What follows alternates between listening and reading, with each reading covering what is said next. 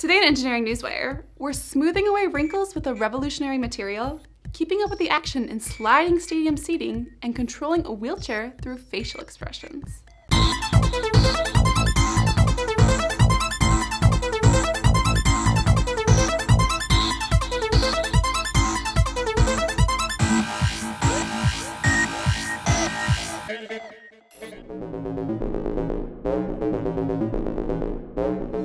As we age, wrinkles become inevitable, and unless you're willing to have cosmetic surgery or Botox, it's just something you must learn to live with. However, scientists at MIT have now developed a new invisible polymer coating that can temporarily protect and tighten skin in addition to smoothing wrinkles. With further development, the material could also deliver drugs to help treat eczema and other types of dermatitis. The silicone-based polymer acts as a second skin and is applied in 2 stages.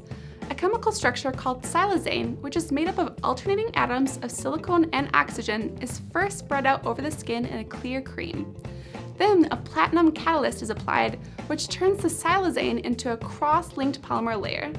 The resulting material is clear and can be applied to the skin as a thin, imperceptible coating. In tests, the researchers found that it was able to reshape eye bags under the lower eyelids in addition to enhancing skin hydration.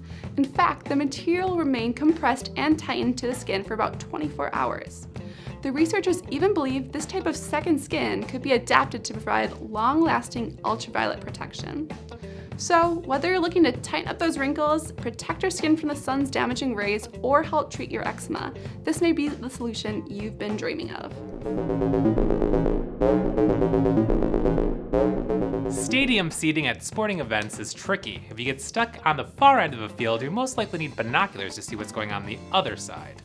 Thankfully, Samsung has sensed your pain and has come up with a solution, aptly named the slider. Samsung's movable seats race up and down the field, staying where the action is. The tech company is offering seats on the sliding bench at upcoming rugby games taking place later this month at London's Twickenham Stadium. The bench will be fitted onto a track that runs 80 meters along the side of the playing field, providing 4 lucky fans with the best view of the house. However, there are a couple of drawbacks to this type of seating. For starters, those with sensitive stomachs might want to pass on the slider because the seats can reach up to 20 miles per hour. And you'll have to skip on purchasing drinks or snacks as you'll be sloshing and flying all over you or your neighbor. Unfortunately, or fortunately, rides are limited to UK residents who have purchased one of the company's TVs, speakers, or soundbars this year. We'll just have to wait to see if Samsung starts installing the slider at stadiums worldwide. I bet you it brings heckling to a whole new level. Brazilian researchers have developed a wheelchair system that can be controlled through facial, head, or iris movements. The University of Campinas team believes the technology could help people with cerebral palsy, those who have suffered a stroke, or people who live with amyotrophic lateral sclerosis. They built their prototype from a standard motorized wheelchair, but removed the joystick and added sensors that can determine the distance between walls and other objects, in addition to picking up variations on floor surfaces. To accurately read facial expressions, a notebook was installed which sends commands to the chair using a 3D camera running on Intel's RealSense technology. The standalone camera uses a depth sensing technology and can identify more than 70 facial points around the mouth, nose, and eyes.